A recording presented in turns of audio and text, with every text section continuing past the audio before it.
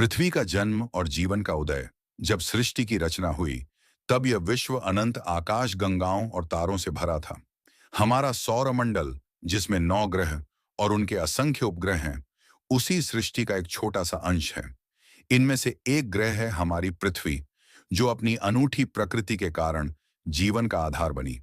विद्वानों का मत है कि पृथ्वी की रचना लगभग 2 अरब वर्ष पूर्व हुई।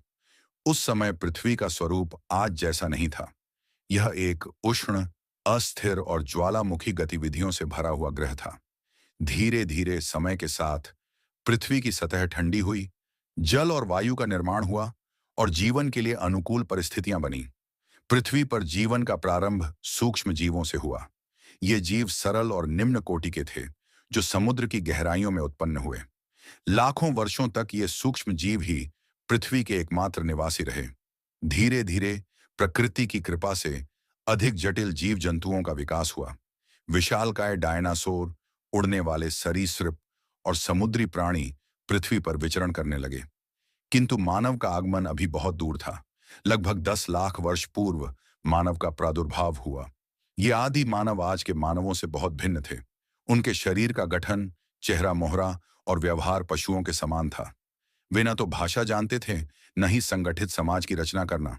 उनके जीवन का एकमात्र उद्देश्य था अपनी भूख मिटाना और हिंसक पशुओं से अपनी रक्षा करना। ये आदि मानव झुंड बनाकर रहते थे, जैसे जंगली पशु अपने समूह में रहते हैं। उनके पास न तो स्थायी आश्रय था, न ही कोई निश्चित व्यवस्था।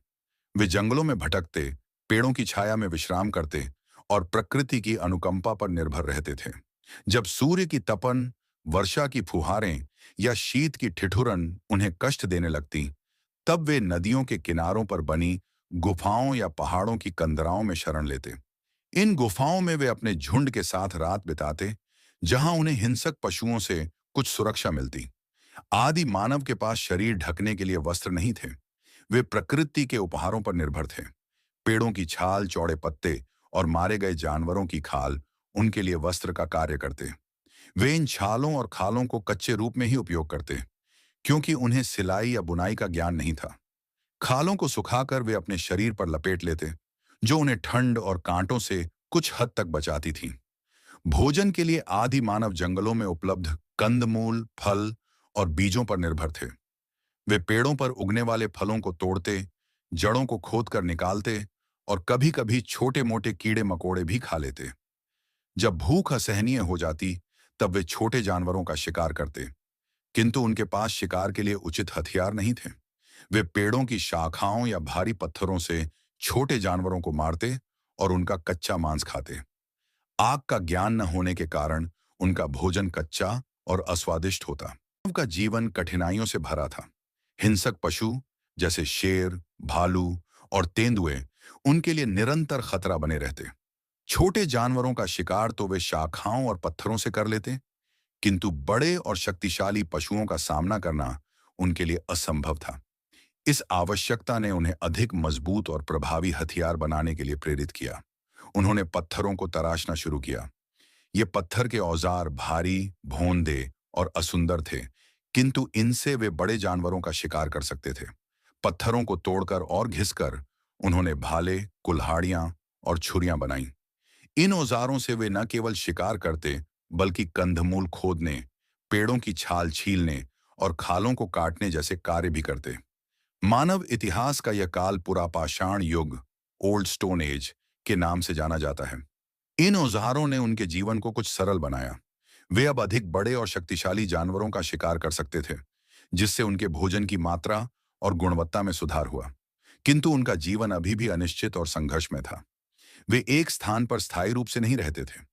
भोजन की खोज में वे जंगलों, घाटियों और नदियों के किनारों पर भटकते रहते। मानव इतिहास में आग की खोज एक ऐसी घटना थी जिसने उनके जीवन को पूर्णतः बदल दिया।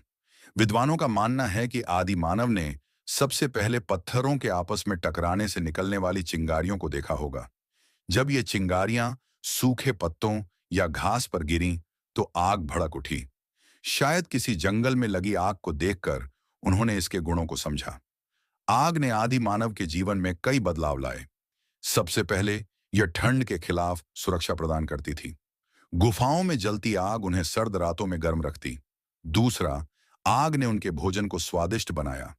कच्चे मांस को आग पर भूनकर खाने से न केवल उसका स्वाद बढ़ा, बल्कि वह अधिक पौष्टिक और पचाने में आसान भी हो गया। तीसरा, आग ने हिंसक पशुओं से उनकी रक्षा की। जलती मशालें या गुफा के बाहर जलती आग शेरों और भालुओं को दूर रखती थी।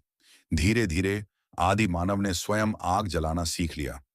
उन्होंने पत्थरों को आपस में रगड़कर या लकड़ी को घिसकर चिंगारियां उत्पन्न करना सीखा। यह ज्ञान उनके लिए अमूल्य था। आग अब उनके जीवन का अभिन्न अंग बन गई। वे इसे संभाल कर रखते ताकि यह बुझ न जाए। आग की खोज ने मानव को प्रकृति पर अधिक नियंत्रण प्रदान किया और उनके जीवन को सुरक्षित और सुविधाजनक बनाया। लगभग 10,000 वर्ष पूर्व मानव ने अपने जीवन में और अधिक प्रगति की। इस काल को नवपाषाण युग, न्यू स्टोन एज कहा जाता है। इस युग में मानव ने अपने पत्थर के औजारों को और अधिक सुडौल, नुकीला और उपयोगी बनाना सीख लिया। उन्होंने पत्थरों को चिकना और तेज करने की तकनीक विकसित की, जिससे उनके औजार अधिक प्रभावी हो गए। ये नए औजार शिकार, कटाई और अन्य कार्यों में पहले से कहीं अधिक उपयोगी थे। इस युग में सबसे महत्वपूर्ण परिवर्तन था खेती का प्रारंभ। आदि मानव ने देखा कि कुछ पौधे बार बार उसी स्थान पर उगते हैं जहां उनके बीज गिरते हैं। इस अवलोकन ने उन्हें खेती की प्रेरणा दी। उन्होंने जंगली अनाजों जैसे गेहूं, जौ और बाजरा को बोना शुरू किया। वे नदियों के किनारों पर उपजाऊ भूमि चुनते जहां पानी की उपलब्धता थी। खेती ने उनके जीवन को स्थिरता प्रदान की। अब उन्हें भोजन की खोज में भटकना नहीं पड़ता था। खेती के साथ साथ मानव ने पशुपालन भी शुरू किया। गाय, बैल, भेड़, बकरी और कुत्ते उनके प्रिय पालतू पशु बन गए। गाय और बकरी से उन्हें दूध मिलने लगा, जो उनके भोजन का एक महत्वपूर्ण हिस्सा बना। बैलों का उपयोग खेत जोतने और सामान ढोने में होने लगा। कुत्ते उनके शिकार में सहायक और गुफाओं के रक्षक बन गए। जब खेती और पशुपालन से भोजन की आपूर्ति नियमित होने लगी, तब मानव ने स्थायी बस्तियां बसाना शुरू किया। वे नदियों के किनारों पर छोटे छोटे गांव बनाते, जहां मिट्टी और लकड़ियों से बने मकान होते। ये मकान साधारण थे, किंतु गुफाओं की तुलना में अधिक सुरक्षित और आरामदायक थे। अधिक मात्रा में अनाज के उत्पादन ने भंडारण की आवश्यकता को जन्म दिया। इसके लिए मानव ने मिट्टी के बर्तन बनाना शुरू किया। शुरुआत में ये बर्तन हाथ से बनाए जाते थे और आकार में असमान होते थे। बाद में मानव ने पहिए की खोज की।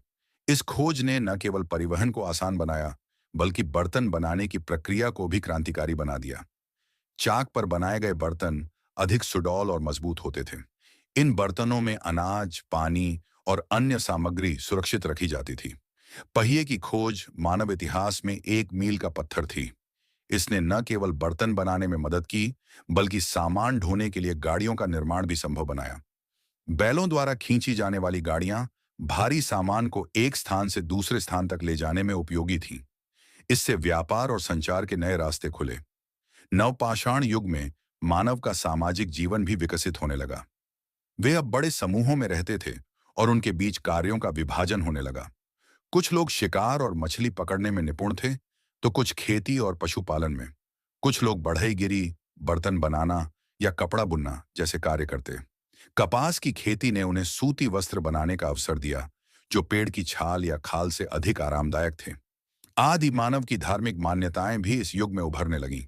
हालांकि उनके धर्म के बारे में निश्चित जानकारी नहीं है, किंतु ऐसा माना जाता है कि वे प्रकृति की शक्तियों जैसे सूर्य, चंद्र, वृक्ष और नदियों की पूजा करते थे। वे अपने मृतकों की हड्डियों को बड़े बर्तनों में संभाल कर रखते और उनकी आत्माओं की पूजा करते। वे ताबीज और मंत्रों में विश्वास रखते थे, जो उन्हें रोगों और भूत प्रेतों से बचाते थे। मृतकों के प्रति उनकी प्रथाएं भी बदलने लगीं। पुरापाषाण युग में वे शवों को खुले में छोड़ देते थे, जहां हिंसक पशु उन्हें खा जाते। किंतु नवपाषाण युग में वे शवों को दफनाने लगे। दफनाते समय वे शव के साथ अनाज, बर्तन और अन्य सामग्री रखते, ये मानते हुए कि मृतकों को परलोक में इनकी आवश्यकता होगी। बाद में कुछ समुदायों ने शवों को जलाना भी शुरू किया। नवपाषाण युग के मानव ने कला के क्षेत्र में भी प्रगति की। वे गुफाओं की दीवारों पर चित्र बनाते, जिनमें शिकार, युद्ध और दैनिक जीवन के दृश्य होते।